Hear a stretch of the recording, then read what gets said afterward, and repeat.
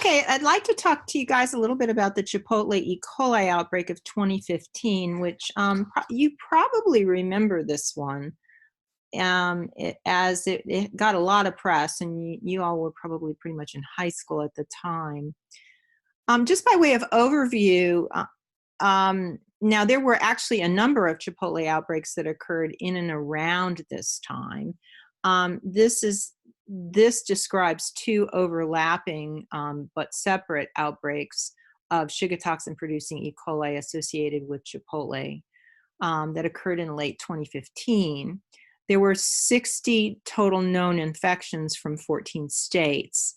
The first larger outbreak was in 11 states, but mostly in Washington and Oregon, total of 55 infections and 21 hospitalizations. The second was a much smaller outbreak that occurred in 3 states. Fortunately, there were no cases of hemolytic uremic syndrome, which is a very serious manifestation of the sugar toxin producing E. coli infections, and no deaths. But that does not minimize the fact that people really did get quite sick in association with this outbreak. So this is the epicurve that is associated with the first of the 2 outbreaks. And you can see here that it has a pretty consistent common source outbreak trajectory, where you had a whole bunch of cases, and then they decrease in number over time. This happened in October to mid-November. And of course, this is the second epicurve associated with the second outbreak, but there's not very many cases, so it's really hard to tell a lot about the qualities of the epicurve. Of course, a big question is, how did they actually find this? And that brings up a little bit of discussion about the CDC PulseNet program. Hopefully you've gotten some information about the PulseNet program in lecture class. Basically, the program uses pulsed field gel electrophoresis, which is a genetic fingerprinting method in which you take the whole genome of the organism of interest and you chop it up with some restriction enzymes, and then you run it out on a gel and look at what the pattern looks like. PFGE has been around for many, many years. The PulseNet program has really been the cornerstone of identification of these large spread out outbreaks in the United States for the last 20 years. And the idea is, if you have an organism that is associated, that's causing illness in multiple people, and that organism shows the same PFGE pattern in those same people, then that's indicative of a common source outbreak. And that gives CDC the cue that an investigation is needed, and gives the regulatory agencies then a cue that they need to get involved in trying to figure out how the contamination occurred. Now, pulsed field gel electrophoresis is now becoming increasingly replaced by whole genome sequencing, but that's been something of a slow process, and it still is actually an active program. In this particular case, the culprit, or the cause of the disease, was not E. coli 0157H7, which is the typical sugar toxin producing E. coli that we think about, but it was 026. And keep in mind, STEC strains don't always have to be 0157. They can be, there's about 6 or 7 others that cause similar disease. The big thing is that they have the sugar toxin producing gene or genes. In the case of this particular group of 2 outbreaks, there were 2 genetically distinct strains that suggest to us that for the first outbreak, there was 1 strain associated. For the second outbreak, there was a 2nd strain associated. That also suggests that the source of contamination for the 2 outbreaks was different. I have a couple slides here that provide you a little bit of background on E. coli. I am certain that you guys have had this in lecture class. Remember, it's a rod-shaped gram-negative, normally found in the gut of warm-blooded animals. We did an indicator lab on a 157 as an indicator of fecal contamination. There are many, many E. coli strains. Most of them are non-pathogenic. They're common inhabitants of the gut and completely harmless. But the pathogenic strains fall into a variety of categories. The ones we're most interested in from a food safety perspective are the enterohemorrhagic E. coli, of which STEC is really the predominant, or at the STEC strains. And these cause gastroenteritis and urinary tract infections, but largely the ones we're interested in, the foodborne ones, cause gastroenteritis.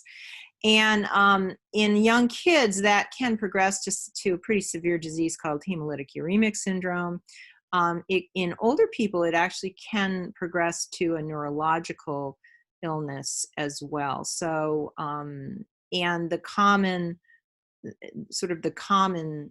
symptom is a bloody type of diarrhea.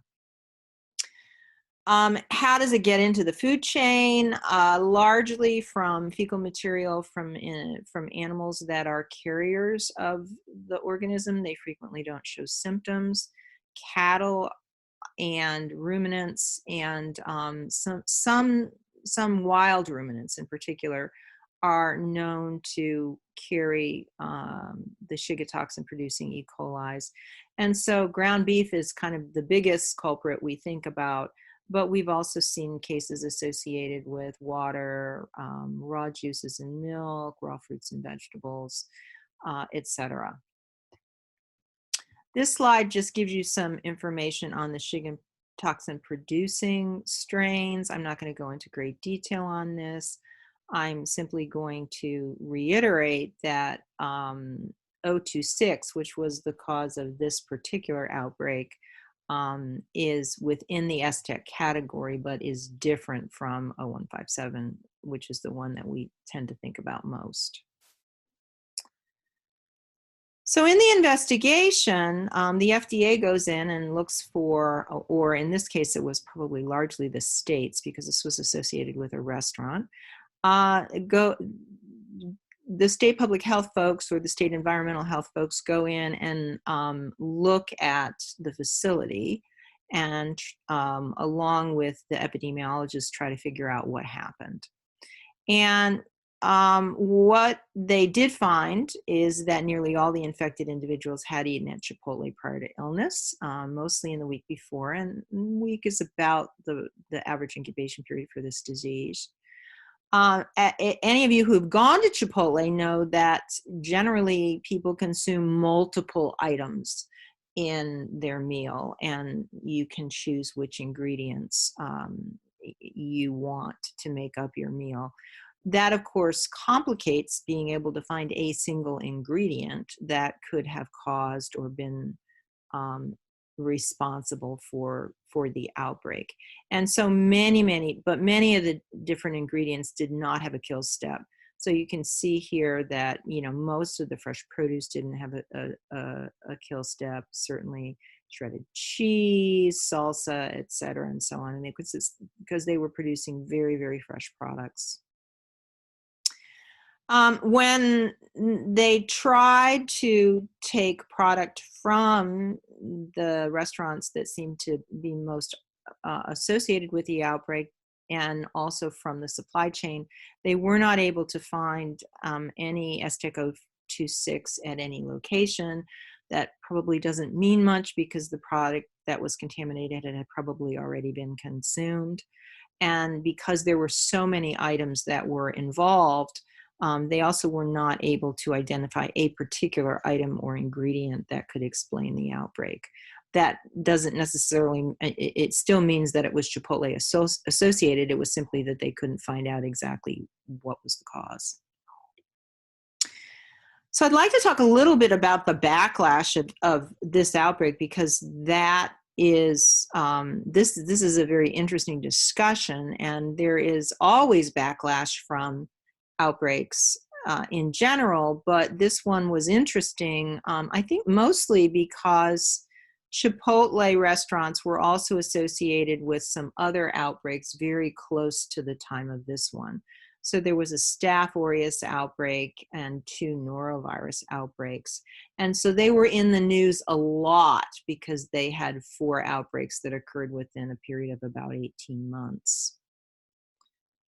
So what does that do? Well, this is an older slide, and at that time,